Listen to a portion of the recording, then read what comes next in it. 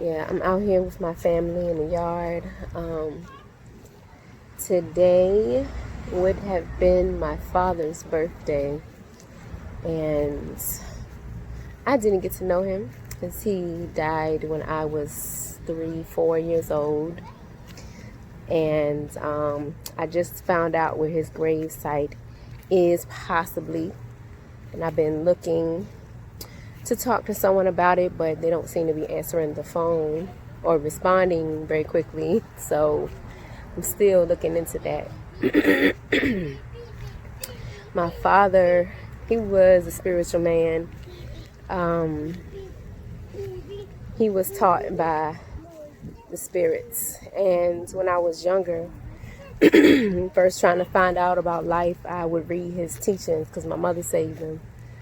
And so his notebooks, his messages, his teachings, my mom would note them. And so, excuse me, she had a copy of her notes that she kept. So I read them, trying to just get deeper understanding into life and how things work. When I was in my early 20s, 19, 20, 21, I studied them.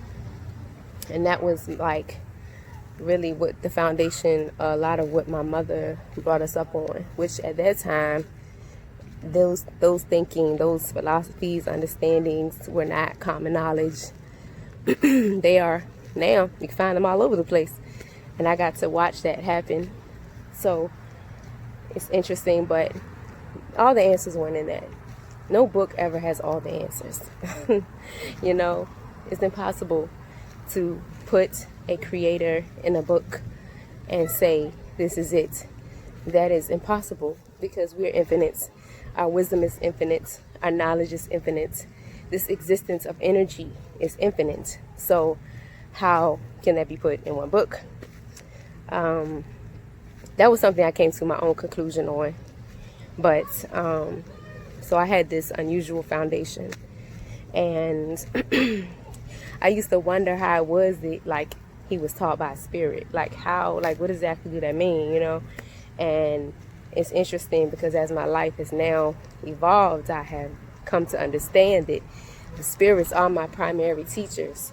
My higher self, my ancestors, my guides, and all the beautiful beings that support our existence and this whole creative force that we're experiencing. And getting back to my dad, he, from my understanding, does not have a tombstone on his grave. And when I first heard about that, it really bothered me because, like, my mother never told me where he was buried exactly. We didn't go and visit his grave. We didn't really go visit anyone, 100. But when I was thinking about that, it really bothered me that, like, it felt like disrespect, you know, and it felt like, I don't know, I just started really feeling a lot of sad and burdensome emotions. So I know as soon as I can, I will try to get one out there as soon as I can confirm and find out and everything. And then I started to really think and realize that it was a blessing that I even knew where his body might be. It was a blessing that, you know, he did have a funeral, you know. There's so many ancestors that passed away with nothing and died in ways that were horrific and inhumane. And I feel like I tapped into some kind of energy from my ancestors and thinking about these things, and I realized that some of the work that needs to be done is to help that energy to be lifted, to, like, give reverence to just everyone, known and unknown, that passed in these circumstances, those who were in slavery,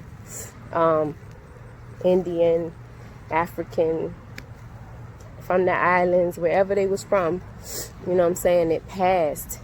And this was their experience, just being thrown in a heap of bodies, all the stuff that happened. I'm sure some bodies didn't even make it there. They were separated. So I felt a calling to do a series of prayers to help lift this density, this pain, this so many emotions. I can't even wrap my tongue around them, about how things were done and how they were treated, mistreated, mishandled as human beings. And that this is something that our cells contain. This is something that our bodies remember, our energy remembers, this pain. And I really realized that in the empowerment of people, there needs to be a healing so that you can have a foundation to build from. I feel like there's been so many atrocities that we really have to get ourselves on a clean slate so that we can rebuild as such. The same process that happens with us in order to really fulfill our callings, our soul callings, our potentials, is to break down all of the things that were hindrance to us and that bring us pain, and to bring them to light so that that pain can be resolved and transformed, transmuted into light and upliftment and joy and increase. And so I'm going to be doing 3 prayers to the effects of healing these things that's within the collective body of us as beings in the earth, as the earth is absorbing everything we are giving. All of that pain and sorrow that's in the earth, in this collective experience about those acts of slavery. So when I do these prayers, my intention is just for everyone to open themselves and tap into the energy that's being communicated through my vessel, my channel, and to allow those things to be released from them, from their body, from their cells, from their genetic material, so that we can have a clean slate to then build from when it comes to our perspectives on who is doing what we deserve, how we feel about ourselves, knowing and not knowing where we are from. And I really just wanted to follow my spirit on this. So if you're tapping into the video, that now is intertwined with every now. So if you're seeing it 10 months, 20 months down the line, it's still in perfect alignment of that now.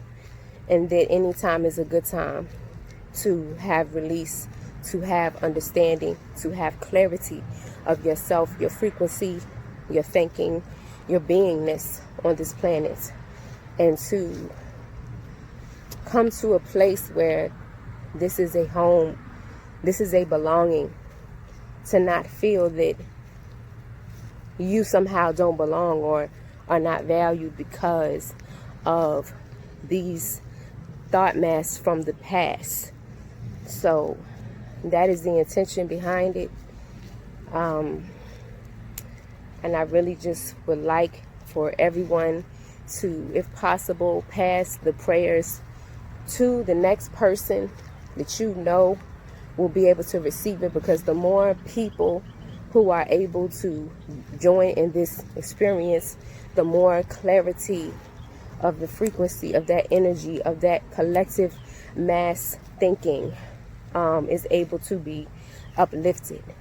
So this is first for those who are descendants and have direct blood lineage to this situation from the perspective of the slave. And then I would do another prayer. I feel the ancestors were calling me to do this, so I have to just move with it. And I really don't know what's going to happen, or how many people are going to see this, or how many, lives it can affect. But this is my call to action in what is happening. When I said empower yourself and to heal yourself, and that we need to heal so that we can all come to a better place with ourselves, with community, with union, with life, existence, and everything that's included in that. If we don't change what's going on inside of us first, we cannot expect what's going on outside of us to change. And so this is the most important bare bones of the work. This is the beginning of the work. So I really just want to take part in that, as that, since it's been brought to my attention that is what needs to happen. So please pass these prayers along. Please share. We need to recover ourselves from that mass of disappointment and pain and sorrow and suffering, because we've been suffering for a long time behind something that supposedly ended years and years ago. So I'm just doing my piece, what I'm saying? And I pray that it is received by all those who are willing to receive. And so this is kind of like going to be in the beginning of each prayer, so that everybody can understand what my reference point is and what's intended and what the ancestors are putting on my heart. And this is a very strong feeling that I have, and I'm very grateful to be able to take part in something I believe in, and to use what I feel like my gifts are to channel light into this earth, to channel clarity, to allow release. And that's the sum of it for now. And I will be posting the prayers as they come. And I just pray that everyone just receives as much light as possible with every transmission, and that this is as effective as it can ever possibly be. I do have love for everyone and all of life. I don't like separation. I don't like it in my personal experience or in life. I think the diversity is beautiful. And so whatever my role is in creating that beauty, I'm willing to do it. So that's all for now. Thank you for your attention.